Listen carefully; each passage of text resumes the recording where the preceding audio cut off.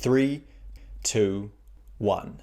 For the majority of web users, that's all the time we get to make an impact. Seriously, 53% of mobile site visits are abandoned if pages take longer than 3 seconds to load, and 40% of consumers expect a web page to load in 2 seconds or less. But even once we get past the page loading, users are making a decision in just a couple of seconds whether the website is a good fit for them, which means connecting with users in the first couple of seconds of a website load is crucial. Now, I can talk about how to improve website loading speeds until the cows come home, but since I live in New Zealand, there are already a lot of cows, and you probably already know most of the ways to improve website loading speeds. Compressing imagery, using less font files, lazy loading, and reducing the amount of plugins that your site is loading. So we know that speed is important, and so we're going to make sure our site is fast enough for Google not to throw a tantrum. But what gets focused on a lot less is ensuring we're making an impact on our customers once the website has actually loaded, so they aren't closing the website tab straight away. And this comes down to if we have a clear value proposition and whether our site is visually intriguing on the initial load in a way that will make customers want to read on. And that's exactly what we're going to look at today, so stick around. So the two things that make sense to focus on for our initial website load is copy and design. So let's start with copy. The most common way that copy is used on a hero section is through something that we can call the hook, line, and sinker, otherwise known as the headline, the intro, and the call to action. And there is a lot of value in writing good initial copy based around your customer, because in just the first couple of seconds, a customer will decide whether the website is a good fit for them and if they'll read on. And if that initial copy is written poorly or it's unclear or generic, then a customer might move on. So let's break down each piece of this trio.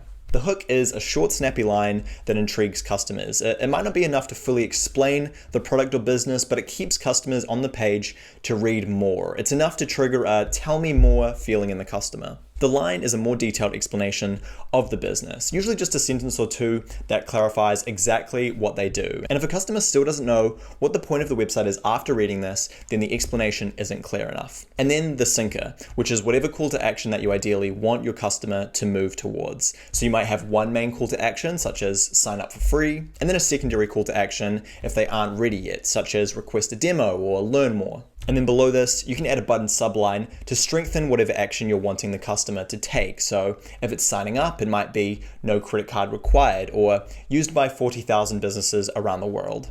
Button sublines are great because they can be used whenever your customer is about to take an action on a button that they might be hesitant towards. And since it's right underneath the button, it's directly there at the point where a customer might hesitate to move further. So hook, line, and sinker. It hooks in a customer, clarifies exactly what it is that the business does, and then gives the customer a direction to move towards next. And this full setup is great when it comes to selling low ticket items, such as an email sign up or a cheap monthly plan. But when it comes to bigger ticket items, such as a $10,000 service, it might not make sense to have a direct call to action. So in this case, we can still hook and clarify, but a customer is likely not ready yet to get started. They probably need to be informed further in some way, and that's why you might not always see a call to action on the homepage of a site. But that's all about how we can use copy on our homepage, and the other half is just as important, which is the initial impact that is made with the design. And this begs the question, what flavor does each brand have, and how is that flavor carried through to the website? And that's because every single great website expresses its brand flavor in full force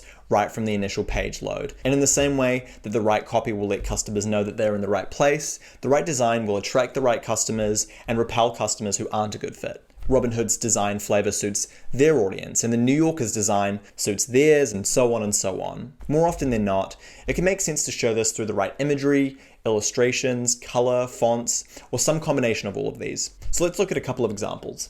Here we have One Life, and the headline is Bringing the Future to Life, which super generic, we don't really know what it does or what it means, and so we're going to want to read on. Next, we have a proper explanation of exactly what this business does. It's a tech-enabled life insurance brokerage. And then obviously we have our main call to action, get started, but then we also have a kind of color, theme, and illustration that brings the website all together into one unified theme that's fit for their customer. And as we scroll down, obviously that look and feel is tied throughout the whole website. And so here's another one. And we're starting with where teams get work done. And so again, that headline is still quite generic, but then next we actually have the explanation, the online collaborative whiteboard platform to bring teams together anytime, anywhere. And then we have our call to action, entering in our email, and then our action subtext, collaborate with your team within minutes. And then to accent that, we have an actual image of the product in use. And now one more example chutzpah. So first we have the headline, we make original brands that people root for and help legacy brands shine on.